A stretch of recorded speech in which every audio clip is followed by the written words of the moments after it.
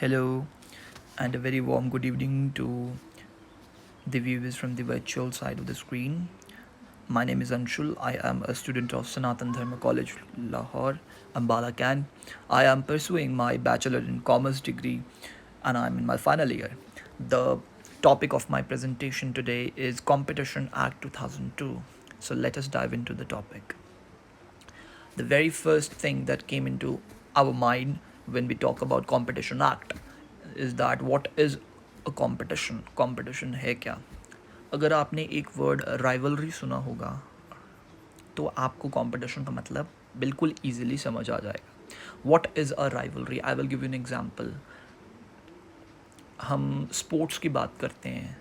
Sports is competition basically. हम बहुत सारे ऐसे देखते हैं कि बहुत राइवलरी है. फॉर एग्जांपल अगर हम क्रिकेट की बात लें, in cricket, India and Australia are arch rivals of each other. What they do is that they want to compete to the best level. They want to bring out the best in each other so that they will win the trophy. And there is going and the one team is going to lose and the other team is going to win. One's loss is another's win, and it positively affects on whom? The viewers of cricket. Who are the viewers of cricket? Like the people all around the world who are watching cricket, who are fan of cricket. It brings money. It increases the elevation. It increases the level of the game. So that is competition. So what is competition? Competition is a rivalry where two or more parties strive for a common goal which cannot be shared, and we get recognition when we compete and win, and the recognition can be in the form of award, goods, statues, status, prestige, leadership, etc. That is a very general term of competition that we have discussed earlier. What is competition in the terms of business? Because when we are talking about competition act, we are not talking about the game of cricket, we are not talking about any other rivalry, we are specifically talking about business, that how competition act affects business. So before divulging into competition act, we must know what is business competition. Competition in business is the contest or rivalry among the companies selling similar products or targeting the same target audience to get more sales, increase revenue and gain more market share as compared to the others. Simple, अगर हम बिल्कुल simple भाषा में बात करें तो competition in business का मतलब है कि बहुत सारी कंपनीज या बहुत सारी ऐसी बिजनेस एंटिटीज़ हैं जो एक दूसरे के अगेंस्ट राइवल हैं, कॉम्पीट कर रही हैं, जिसमें वो अपना मेन टारगेट रख रही हैं कि उनको ज़्यादा से ज़्यादा कस्टमर्स को अट्रैक्ट करना है, ज़्यादा टारगेट ऑडियंस को लेना है खुद की तरफ, जिसकी वजह से उनकी सेल्स बढ़ेंगी, रेवेन्यूज़ बढ़ेंगे और उनका मार्केट शेयर जो होगा ओवरऑल मार्केट में वो बेस्ट होगा. And that's why that company or that business enterprise will achieve the number one position in the market. A very simple example, अगर हम देखें हमारे मोबाइल्स में जो सिम कार्ड्स हैं, उन सिम कार्ड्स की डिफरेंट कंपनीज हैं. Yes, those are like Airtel, like Jio, like Vodafone Idea, तो VI बन गया है उसका, and etc etc. So in that Airtel, Jio and Idea, Vodafone, BSNL, ये जितने भी हमारी सिम कार्ड कंपनीज हैं जो टेलीकम्युनिकेशन को पॉसिबल करती हैं, इनके बीच में कंपटीशन होता है. इनका मेन मोटिव है कि ज़्यादा से ज़्यादा यूज़र्स को, फ़ोन यूज़र्स को अपनी सिम खरीदवाना. Simple. And the company who is able to get more customers will get eventually more market share. That is business competition, and that is what their purpose is, to be the number one in the market. Now, what is competition act? Now we have discussed what is competition, we have discussed what is business competition. Now our main topic, the topic that we are going to discuss today is competition act 2002. So when we talk about introduction, we say that कि एक safe और healthy environment, competition के लिए एक safe और healthy environment को establish करने के लिए इकोनॉमी में गवर्नमेंट ऑफ इंडिया ने क्या बोलते हैं, दो लेजिस्लेशंस बनाई, इकोनॉमिक लेजिस्लेशंस बनाई। पहली थी monopolistic and restrictive trade practices act 1969 and the other one was competition act 2002। Healthy competition की क्यों ज़रूरत है? हम बात कर रहे हैं कि कंपटीशन एक्ट आया to bring healthy competition. What is the need of healthy competition? Healthy competition की इसलिए ज़रूरत है क्योंकि अगर हम अपनी इकोनॉमी में कंपटीशन की भावना लाएंगे तो डेफिनेटली बाकी जितनी भी कंपनीज होंगी वो एक दूसरे को पीछे कर कर आगे बढ़ने की कोशिश करेंगी, जिसकी वजह से जो सीधा डायरेक्ट पॉजिटिव इम्पैक्ट आएगा कस्टमर्स को। कस्टमर्स के लिए चॉइस, राइट टू चूज़ आ जाएगा। वो ज़्यादा से ज़्यादा चॉइसेस बना पाएंगे और उन चॉइसेस के बेसिस पे वो अपने लिए बेस्ट खरीद पाएंगे। और इन चॉइसेस की वजह से जो हमारी ओवरऑल प्रोडक्ट की क्वालिटी होगी वो बहुत अच्छी हो जाएगी और ये प्रमोट कर कर इंटरेस्ट जो है कस्टमर्स का ज़्यादा बढ़ेगा, क्योंकि कॉन्सेंट्रेशन ऑफ इकोनॉमिक पावर जो है वो बट जाएगी। वो बेचने वालों के पास ना होकर ख़रीदने वालों पर हो जाएगी। That is the introduction of competition act 2002। Now what is competition act? Competition act क्या है? कॉम्पिटिशन एक्ट एक ऐसा एक्ट था जो भारत के पार्लियामेंट में, इंडिया का जो पार्लियामेंट है, संसद है, वहाँ से पारित हुआ था और ये गवर्न करता है इंडिया का competition law. Now what is competition law? Basically competition law का मतलब है कि हमारे देश के अंदर जो कॉम्पिटिशन है उसको एक हेल्दी और पॉजिटिव वे में बढ़ाना है, और जो भी ऐसी गतिविधियां हैं या कोई ऐसे काम हैं उन कामों को हमें कम करना है जो कंपटीशन को, हेल्दी कंपटीशन को कम कर रही है। एब्यूजेस ऑफ कंपटीशन को कम करना है, बेसिकली ये है। ये है। इसके बाद क्या है कि जो हमारा monopolistic and restrictive trade practices act था 1969 का, उसको इसने रिप्लेस करा है। और यह जो एक्ट है ये जम्मू एंड कश्मीर को छोड़कर ऑल ओवर इंडिया में पूरी तरीके से इफ़ेक्ट करता है। ये एक ऐसा टूल है जिसमें हम इम्प्लीमेंट करेंगे और इन्फोर्स करेंगे कंपटीशन पॉलिसी को, एंड हम प्रिवेंट करेंगे and to prevent and punish anti competitive business practices by firms and unnecessary government interference in the market। जो गवर्नमेंट की इंटरफेरेंस है उसको कम करने के लिए, नॉन कम्पिटिटिव एग्रीमेंट्स को कम करने के लिए और ख़त्म करने के लिए ये एक्ट आया है कि हेल्दी कंपटीशन प्रमोट हो, जिसकी वजह से ओवरऑल इकोनॉमी में जो कंज्यूमर्स हैं उनको फ़ायदा मिले। Next one is some brief statistics की थोड़ी इन्फॉर्मेशन एक टेब्यूलर फॉर्म में बताइए कि आखिर ये कॉम्पिटिशन एक्ट है क्या। कॉम्पिटिशन एक्ट जो है, सबसे पहली बात तो 2002 में अंदर आया। ये पार्लियामेंट ऑफ इंडिया के द्वारा पारित किया गया है। इसकी साइटेशन जो है वो एक्ट नंबर 12 ऑफ 2003 है। ये इनेक्ट किया गया है parliament of India, as I said. It was assented to on 30th January 2003. It commenced on 31st March 2003. It was introduced by then Prime Minister, not Prime Minister, then Finance Minister, late Shri Arun Jaitley ji. and इसने जो replace किया है किसको? The monopolistic and restrictive trade practices act of 1969। Now the history, ये act क्यों लाया गया, कैसे लाया गया, किन सर्कमस्टांसेस से लाया गया और कौन लाया, that is our history.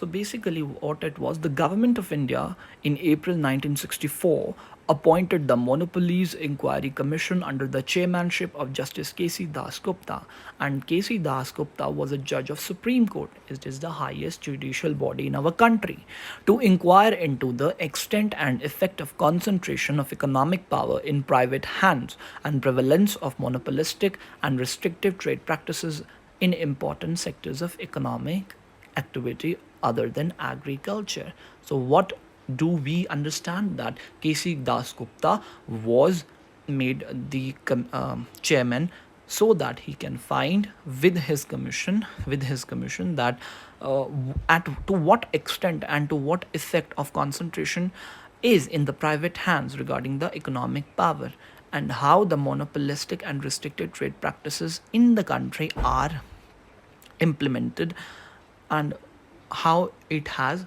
negative impact. That was the main reason. तो इसके लिए उन्होंने क्या किया, to regulate advertising in 1984 parliament inserted a chapter on unfair trade practices in the Monopolies and Restrictive Trade Practices Act 1969.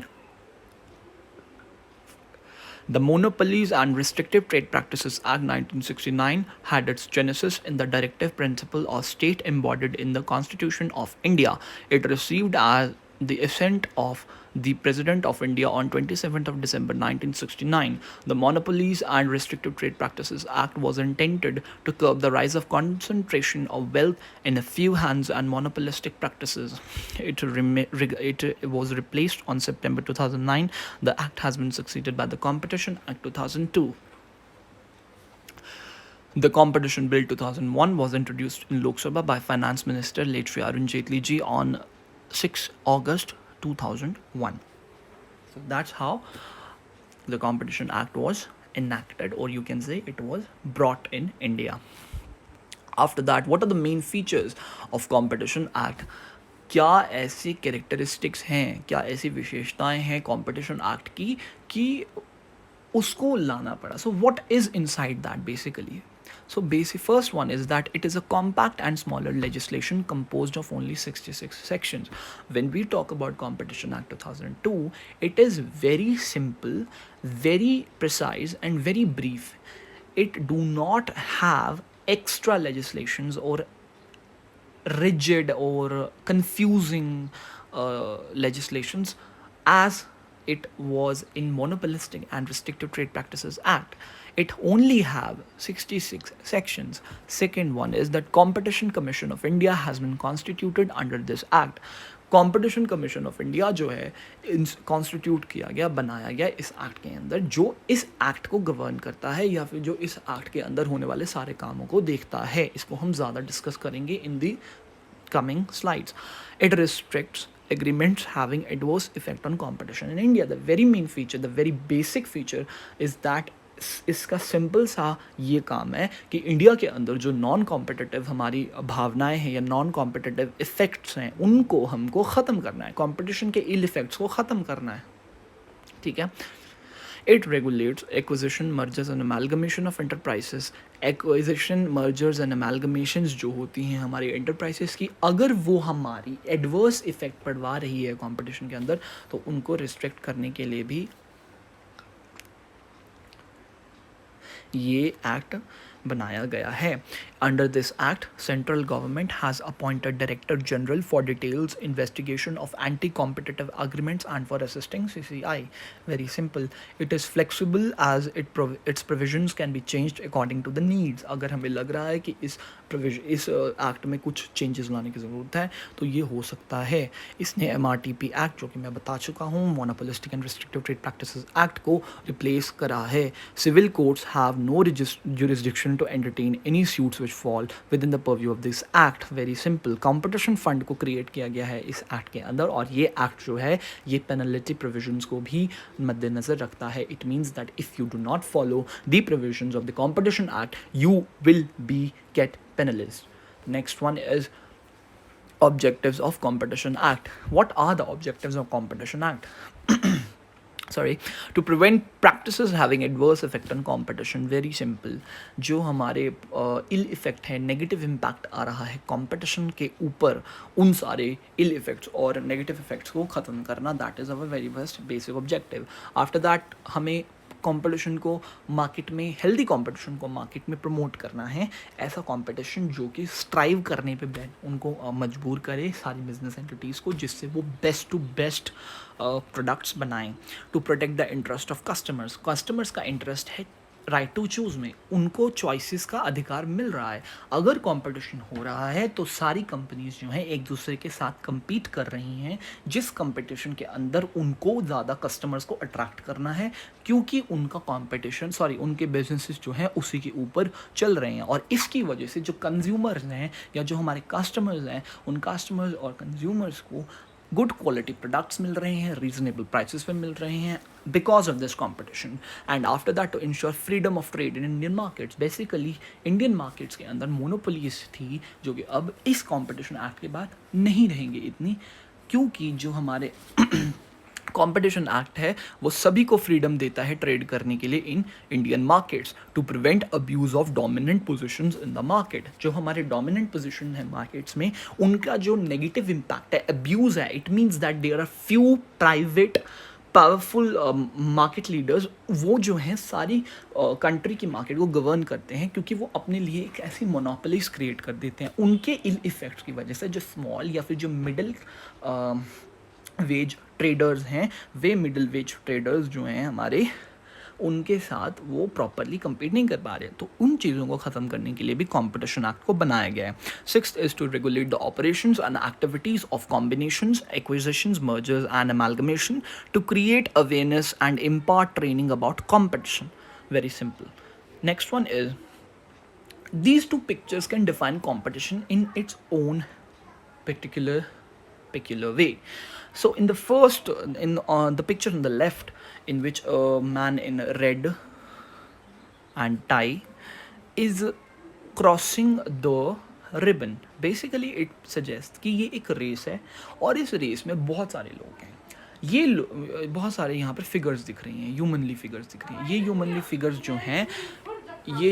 Figures जो हैं वो हमारी ये बताती हैं कि ये बहुत सारी डिफरेंट कंपनीज़ हैं या फिर बहुत सारी डिफरेंट बिजनेस एंटिटीज़ हैं। ये बिजनेस एंटिटीज़ या ये बिजनेस कंपनीज जो हैं, एक मार्केट में रेस है to get the number 1 position in the market, to get the maximum market share, और उसके लिए ये लड़ रही हैं। और ये जो रेड कलर में जो ह्यूमनली फिगर है, यानी कि ये एक ऐसी बिजनेस एंटरप्राइज है जो उस रिबन को टच कर चुकी है, एंड दैट रिबन सजेस्ट कि वो मार्केट शेयर बेस्ट है। तो that shows competition. And the picture on the right on the bottom, it easily depicts कि it is like a tug of war. Competition है between companies and उनका main tug of war चल रहा है to get the number 1 position in the market share. That is competition in business. Now as I have said earlier कि एक हमारे पास एक commission आया, एक टर्म आई, कॉम्पिटिशन कमीशन ऑफ इंडिया 2002। उसको हम आने वाले स्लाइड्स में करेंगे। That is we are going to do now. Competition commission of India जो है वो हमारा कॉम्पिटिशन रेगुलेटर है इंडिया में। बेसिकली जो कॉम्पिटिशन एक्ट 2002 जो कि हमारे गवर्नमेंट ऑफ इंडिया में ने पार्लियामेंट में पारित किया है, उसमें उसको एनफोर्सिंग बॉडी जो है, उसके लिए जो कमीशन या जो एक ऐसी बॉडी बनाई गई जो उस सारे एक्ट को गवर्न करेगी, सारे एक्ट को इन्फोर्स करेगी इंडिया में, जिससे वो प्रिवेंट एक्टिविटीज़ कर पाए। वो सारी एक्टिविटीज़ जो कि एडवर्स इफ़ेक्ट देती है कंपटीशन को, उन सारी एक्टिविटीज़ को ख़त्म करें। उन चीज़ों को ख़त्म करने के लिए जो कि कंपटीशन एक्ट ही करवाएगा, उनको इनैक्ट करवाने के लिए जो एक कमीशन बनाया गया, that is competition commission act of India. ये एक स्टैट्यूटरी बॉडी है। स्टैट्यूटरी बॉडी होने का मतलब है कि इसका एक अपना एक्ट है जो कि है कंपटीशन एक्ट 2002, और ये गवर्नमेंट ऑफ इंडिया ने रिस्पॉन्सिबिलिटी दी है इस कमीशन को कि ये पूरे इंडिया में जो है हमारी इस एक्ट को एनफोर्स करवाएगी और इसके ऑब्जेक्टिव्स को पूरा करवाएगी। इसको एस्टैब्लिश किया गया था 14th of October 2003 में, और ये पूरी तरीके से फंक्शनल हुआ था मई 2009 में, जब धर्मेंद्र कुमार जो थे इसके फर्स्ट चेयरमैन बने थे। Next one is some facts regarding this. Hindi में इसको बोला जाता है भारतीय प्रतिस्पर्धा आयोग। इसका जो फॉर्मेशन हुआ है वो 14th of October 2003 में हुआ है। 17 ईयर्स इसको हो गए हैं। प्रीसीडिंग कमीशन जो था, जैसे कि हमारे को पता है कि प्रीसीडिंग एक्ट जो था वो था monopolistic and restrictive trade practices act. तो डेफिनेटली अब जब हमारा एक्ट जो है नया बना, तो डेफिनेटली एक कमीशन भी नया बनेगा। और पिछला जो था इसका वो था monopolistic and restrictive trade practices commission. इसकी जुरिस्डिक्शन जो है वो पूरी की पूरी रिपब्लिक ऑफ इंडिया के लिए है, यानी कि पूरे भारतीय गणतंत्र में इसकी जुरिस्डिक्शन है। उसके बाद इसके हेडक्वार्टर्स जो हैं भारत की राजधानी the capital of India new Delhi में है। कमीशन के एग्जीक्यूटिव्स कौन कौन है? अशोक गुप्ता जो है इसके वो करंट चेयरमैन हैं, और पी.के. सिंह इसके सेक्रेटरी हैं। इसकी वेबसाइट्स हैं www.cci.government.gov.in। Next one is the features. What are the main features of Competition Commission of India? Very first one is appointment. The commission shall be appointed by the central government. Section number 7. Number of members. The commission shall consist of a chairperson and minimum of 2 and maximum of 6 other members. Section 8 subsection 1. Qualification. Section 8 subsection 2 के under qualification है कि chairperson या फिर कोई भी जो member है वो एक पर्सन होना चाहिए जो कि एक जज होना चाहिए हाई कोर्ट का, या तो वो एक जज होना चाहिए हाई कोर्ट का, या तो उसके पास एक स्पेशल नॉलेज और एक्सपीरियंस होना चाहिए जो कि 15 साल से कम नहीं होना चाहिए in the field of international trade, economics, business, commerce, law, management etcetera. After that the next feature is the term. The chairman and every other member shall hold offer for 5 years. 5 साल तक उनको offer होना चाहिए और वो री appointment के लिए भी एलिजिबल हैं. कोई भी पर्सन जो है इस ऑफिस में 67 की एज के बाद नहीं रहेगा in the case of A chairperson, और 65 years के बाद वो एक मेंबर भी नहीं रह सकता. That is the maximum age limit and it comes under section 10. After that we have removal. Central government जो है वो रिमूव कर सकती है चेयरपर्सन को या किसी भी मेंबर को अगर चेयरपर्सन और मेंबर कि जो निम्न जो रिटन केसेस हैं उनके अंडर वो फुलफिल नहीं कर पाता है. And it comes under section 11. Appointment of Directorate General. The central government may appoint one Directorate General and any number of additional joint deputy or assistant director generals for assisting CCI. That comes under section 16. After that we are going to discuss powers and functions of CCI.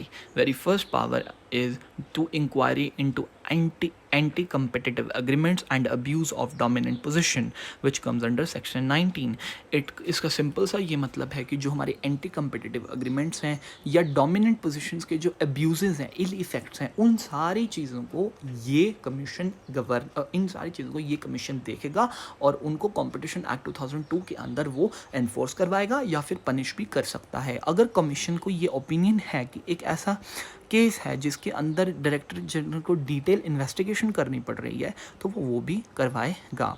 Next one is to inquiry into combinations. Combination का basic मतलब होता है acquisition, mergers and amalgamations. Acquisition means that when a company acquire another company, whole company into its own, and merge mean that when two companies joint hand and merge with each other in amalgamation.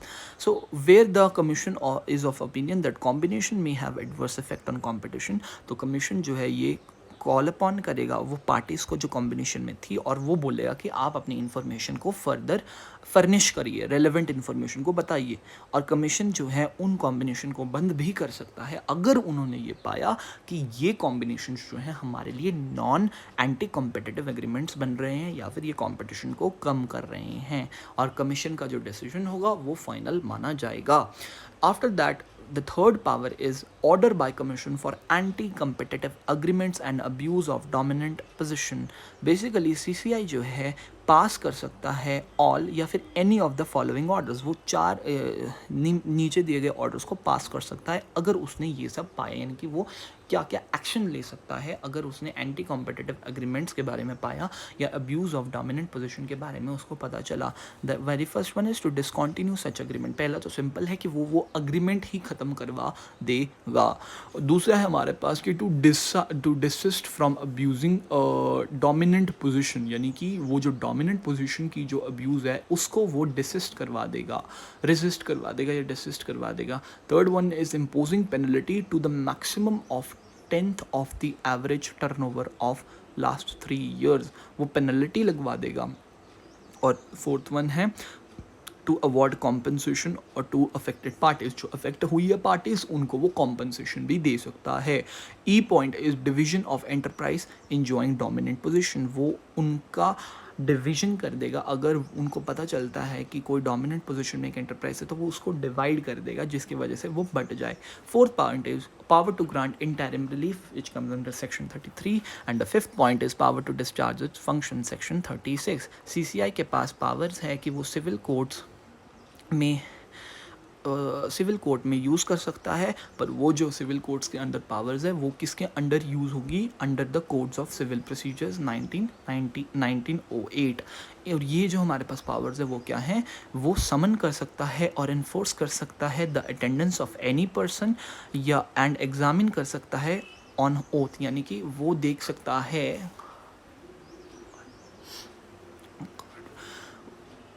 समन कर सकता है या enforce कर सकता है। B point is requiring the production and presentation of documents, वो documentation के लिए प्रेजेंटेशन मंगवा सकता है, वो और क्या कर सकता है, वो रिक्वायर कर सकता है प्रोडक्शन को। सी पॉइंट इज हमारा receiving evidence on affidavits, receiving evidence, वो एविडेंस रिसीव कर सकता है in the form of affidavits, वो विटनेसेस को, उनके डॉक्यूमेंट्स को रीचेक कर सकता है। Any other matter which me prescribe, और कोई भी मैटर प्रेस्क्राइब है वो देख सकता है। द कमीशन में रिव्यू और रेक्टिफाइड ऑर्डर, कमीशन अपने ऑर्डर्स को रिव्यू भी कर सकता है और उनको रेक्टिफाई यानी कि ठीक भी कर सकता है अगर उनको पता चला कि वो गलत हो हैं। That is our power and functions of CCI। After that execution of orders of commission, जो हमारा एग्जीक्यूशन है कमीशन का वो होता है सेक्शन 39 के अंदर। हर ऑर्डर जो कि कमीशन ने पास किया है under this act, competition act 2002 के अंडर, अगर कॉम्पिटिशन कमीशन ऑफ इंडिया ने जो भी हमारा क्या बोलते हैं ऑर्डर पास किया है वो एनफोर्स करवाना पड़ता है, और यह ड्यूटी होती है हाई कोर्ट की, सॉरी ये ऑर्डर होता है हाई कोर्ट का कि ये होना चाहिए।